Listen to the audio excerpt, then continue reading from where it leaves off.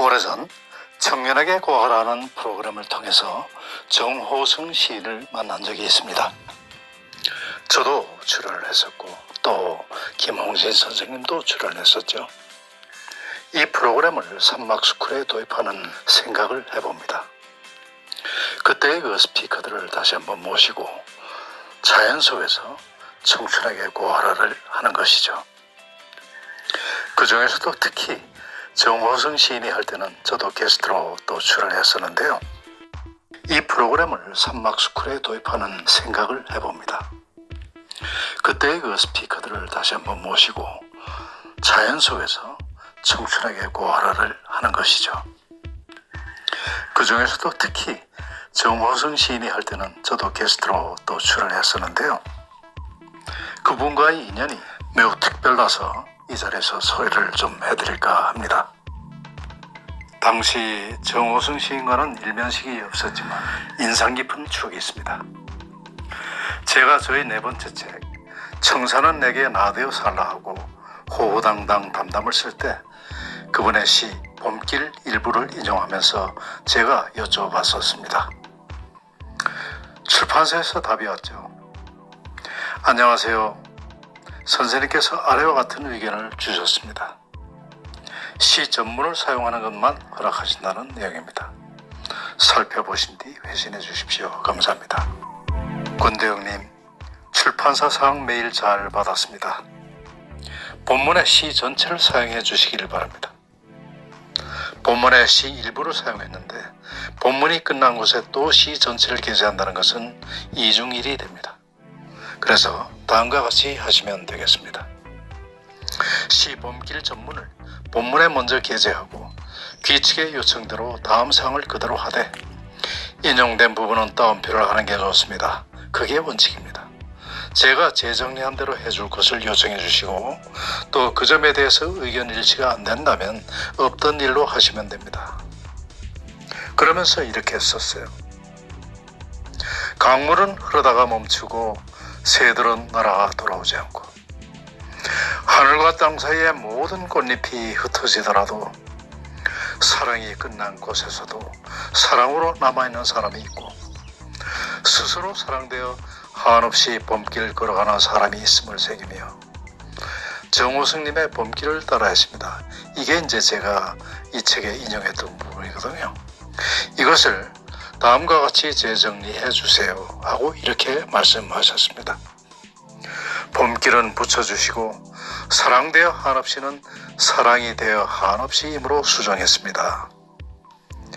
강물은 흐르다가 멈추고 새들은 날아가 돌아오지 않고 하늘과 땅 사이의 모든 꽃잎이 흩어지더라도 사랑이 끝난 곳에서도 사랑으로 남아있는 사람이 있고 스스로 사랑이 되어 한없이 봄길 걸어가는 사람이 있음을 새기며 정호승님의 봄길을 따라했습니다. 따라서 위의 내용을 정리해 책에 들어가는 스타일은 강물은 흐르다가 멈추고 새들은 날아가 돌아오지 않고 하늘과 땅 사이의 모든 꽃잎이 흩어지더라도 사랑이 끝난 곳에서도 사랑으로 남아있는 사람이 있고 스스로 사랑이 되어 한없이 봄길 걸어가는 사람이 있음을 새기며 정호승님의 봄길을 따라했습니다. 이런 형식으로 들어갑니다. 어떠십니까? 빈틈없이 완벽한 가이드라인, 시인의 자존심과 타협 불가능한 완고함이 자신의 시에 대한 확고한 애정으로 느껴졌었습니다. 당연히 시인의 의견을 존중하여 책을 만들었었죠. 그로부터 3년이 지난 그 시점에 그 시인과 함께 토크쇼를 진행하더니 감회가 참 깊었습니다. 동시대에 태어나 한 사람은 시인으로 또 한 사람은 경영인으로서 서로 다른 길을 걸어왔지만 스말로를 통해 보다 가까이 교감할 기회가 있어서 참 좋았습니다. 상처 없는 사람을 별로 사랑하지 않는다는 그 고통을 통해 인생을 본다니 역경 속에 피어나는 인간의 아름다움을 제대로 아시는 것 같아 크게 기대됩니다. 오십시오. 어떤 교감들이 오가는지, 그리고 보십시오. 어떤 시가 노래가 되고 시가 끝난 곳에서도 시가 되어 아름답게 승화되어 가는지를. 나는 한 번도 그 시대에 앞장서 본 적이 없었다. 어떤 평론가는 당신은 이쪽도 저쪽도 아니라고 말했지만 이분법이 극단적으로 횡하던 시절에 나는 시인이 행동하는 것은 시를 쓰는 것이라고 생각했다. 당시만 해도 서정적인 시적 장치는 고운 눈으로 봐주던 시절이 아니었다. 그러나 그 서정이 빠져버렸다면 지금까지 누가 내 시를 읽겠는가. 그의 시는 양희은이나 안치환 등 가수들에 의해 노래로 장착되어 음반으로 출시되기도 했습니다.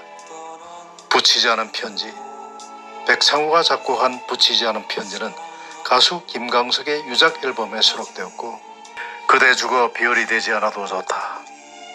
푸른 강이 없어도 물은 흐르고 밤하늘은 없어도 비열은 뜨나니 그대 죽어 별빛으로 빛나지 않아도 좋다. 이런 가사의 이별 노래는 최정yok 작곡으로 이동원이 불러서 대중에게 널리 알려졌습니다. 떠나는 그대, 조금만 더 늦게 떠나준다면 그대 떠난 뒤에도 내 그대를 사랑하기 아직 늦지 않으리. 개인적 서정을 쉽고 감명한 시와 인상적인 이미지에 담아내며 소울과 미당 이후 가장 폭넓은 대중적 지지를 받은 시인으로 꼽히는 그 민중들의 삶에 대한 깊고 따뜻한 관심과 관찰의 성실함과 성찰의 진지함으로써 민중들의 애환과 시대의 문제를 시 속에 형상화했다고 평가되는 글을 만나보십시오. 당시에 제가 이렇게 썼습니다. 그 이후에 시인을 만나본 적은 없습니다마는 여러 계제의 그의 시는 계속해서 접촉을 하고 있었습니다. 이런 분들을 모시고 청춘에게 고하라 하는 이런 제목으로 산막스쿨에서 이런 행사를 하면 어떨까 생각해 봅니다. 정호승님과 함께 했던 청춘에게 고하라 보내드리면서 권득TV 인사드립니다. 오늘도 행복한 하루 되십시오. 감사합니다. 내가 무엇이 되고 싶은가? 우리는 무엇이 되어야 할 수밖에 없는 그런 의무가 있습니다. 목표를 세우면 목표가 나를 이끌어준다는 거예요. 저는 이 말을 20대에 알았으면 마음이 참 편안했을 거예요. 자꾸 목표를 세우면 되니까. 그런데 불행히도 50대에 이 말을 제가 알았어요. 맞아. 이 말은 20대한테 정말 필요한 말이다. 왜냐하면 그동안 제가 어떤 목표를, 크고 작은 목표를 세웠을 때 정말 두려웠거든요. 목표가 이끌어주는다는 것을 몰랐기 때문에 두려웠던 거예요. 그러면 20대라는 푸른 바다에 무엇이 살아야 20대라는 푸른 바다가 아름다워질 수가 있을까요?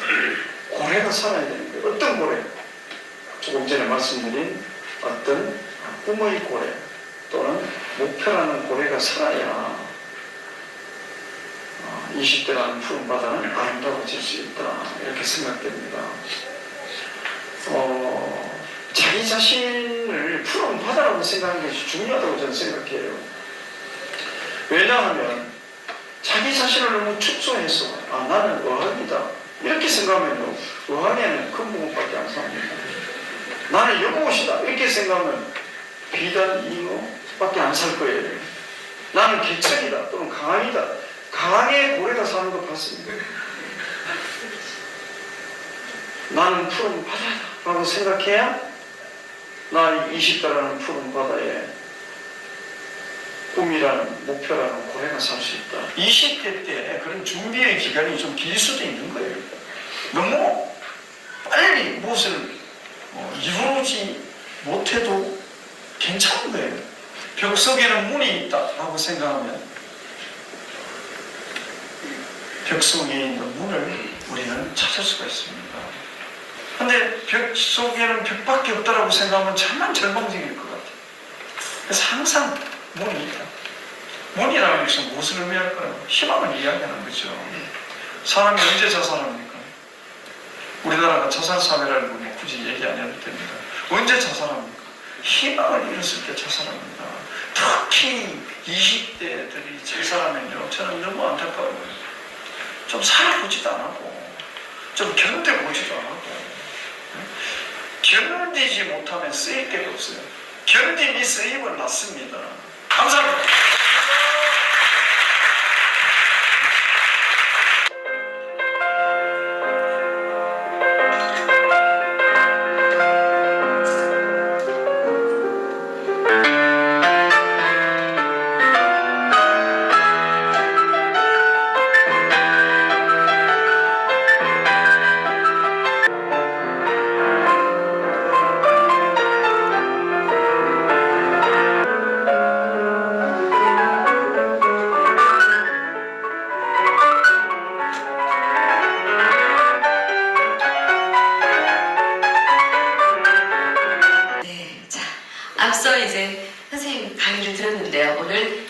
인생과 사랑에 대해서 여기 청춘분들도 많이 계시고요.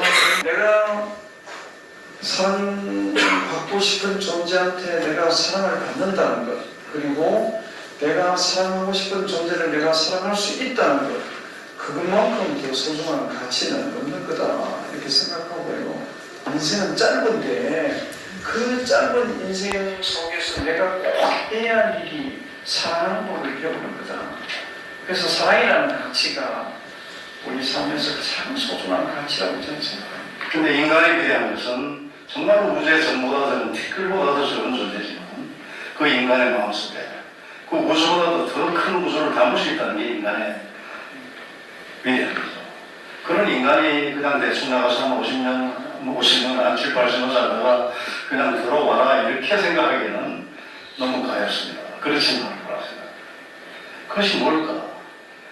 어떤 사람은 뭐 그걸 소명이라고 얘기를 하고, 제가 생각해도 인생은 어떻게 보면 이 소명을 찾아가는 그 길보다 험한 여정이라고 생각하시는데, 그 가운데 그 험한 길, 우리가 앞길을 전혀 지금 모르는 그런 험한 길을 가고, 신의 말씀 맞다나 길이 없는 곳에 길이 되어가는 사람도 있고, 사람이 돼서 또 그 길을 걸어가는 사람도 있지만, 결국은 그 험하고 외롭고 알지 못하는 미지의 길을 걸어가게 하는 일이 뭐냐? 저는 그건 사랑이 있다고 생각합니다.